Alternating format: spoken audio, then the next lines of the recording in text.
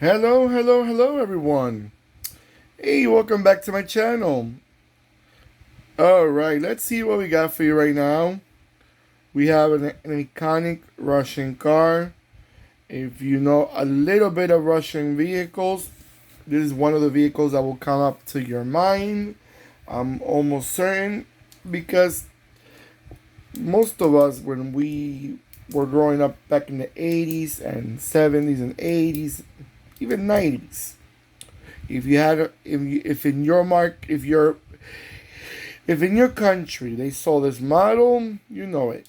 Well, enough with the pre-introduction. This is a 143 scale 1982 Lada 2107.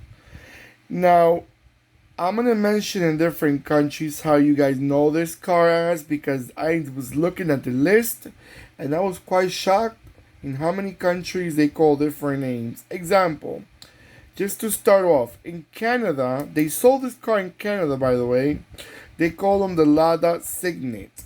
In Colombia, they call them the Lada 1500. In Ecuador, they call them the Lada Classico. In Germany, in West Germany, and in Denmark, they call them the Lada Nova. In France, East Germany, Portugal, and Spain, they call them the Lada Kalinka. In Argentina and Brazil, they call them the Lada Laika. And the old Yugoslavia, which is now about 7 countries that you must know already, they used to call them Lada Riva. And also they call them Lada Riva in the UK.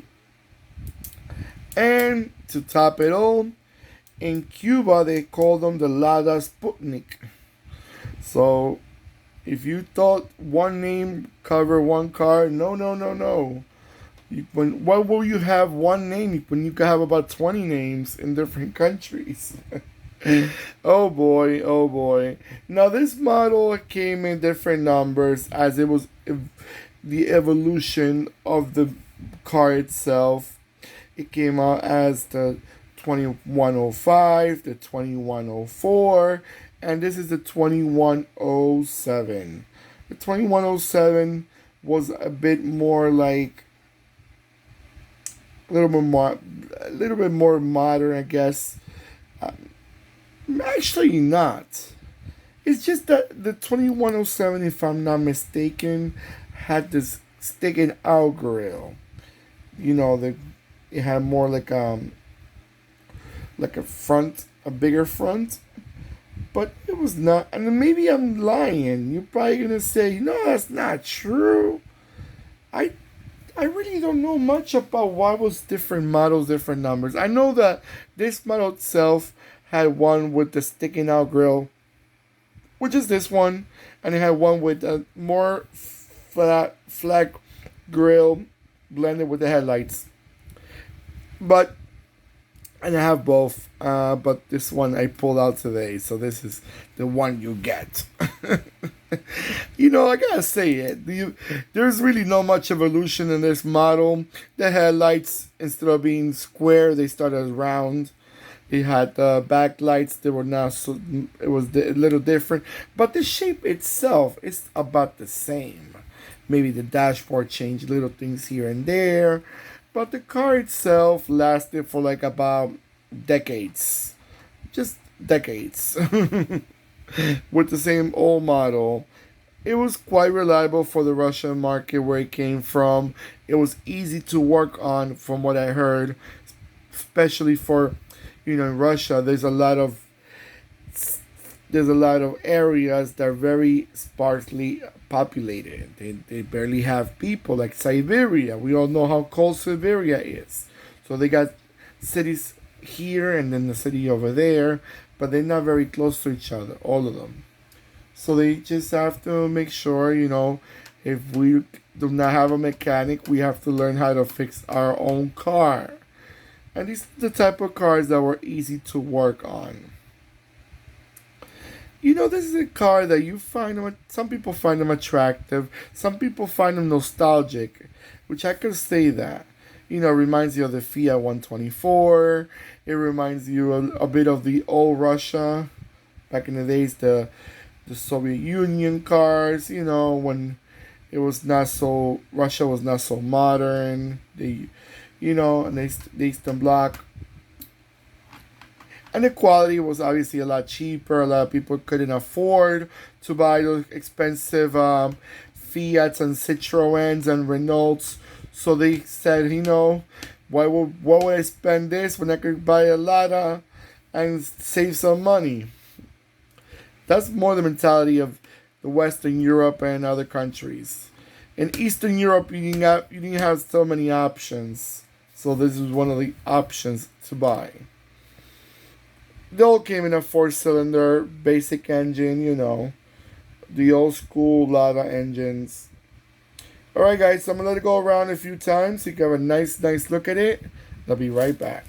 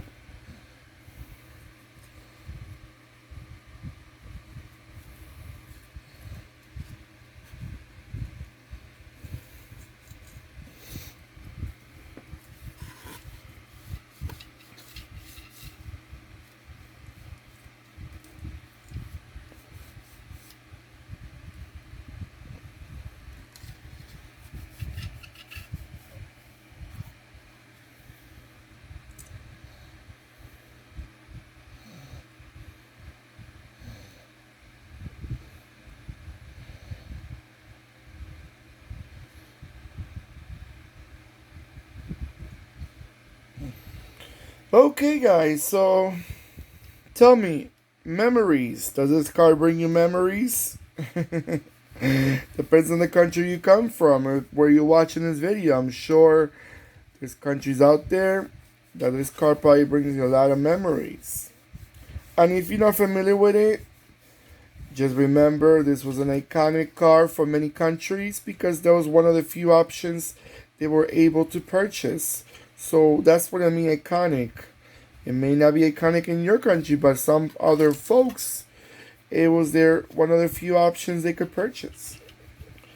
That it was not astronomically expensive. So that's what they went for. So let me know what you guys think about this model. Do you find them attractive?